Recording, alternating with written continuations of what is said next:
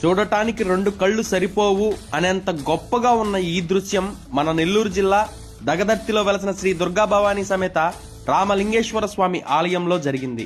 అమ్మవారికి ఎంతో ప్రీతి పాత్రమైనటువంటి సువాసిని పూజకి ఇంతమంది భక్తులు ఎక్కడి నుంచి వచ్చారో తెలియదు, కానీ నెల్లూరులోని పెద్ద పెద్ద ఆలయాల్లో కూడా రాని అంత గొప్పగా దగదర్తిలో ఉన్న ఈ ఆలయానికి రావడం చాలా గొప్ప విశేషం. వచ్చిన ప్రతి మహిళను అమ్మవారి స్వరూపంగా భావించి కుంకుమ పెట్టి తాంబూలం ఇచ్చి చీరను బహుకరించడం ఈ పూజ యొక్క సాంప్రదాయం. వచ్చిన భక్తులందరికీ అన్నదానం కూడా చేయడం జరిగింది. ఇక్కడ అన్నిటికంటే గొప్ప విశేషం ఏంటంటే ప్రతిరోజు 24/7 ఈ ఆలయంలో ఎంతమంది వచ్చినా సరే అన్నదానం చేయటం.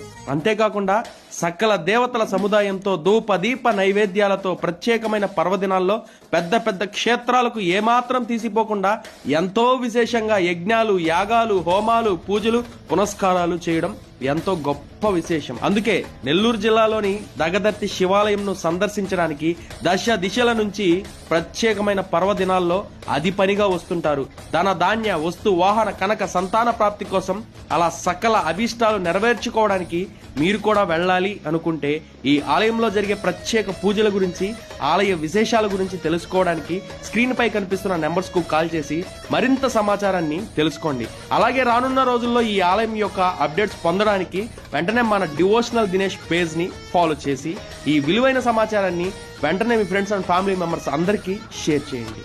ఓం నమః శివాయ.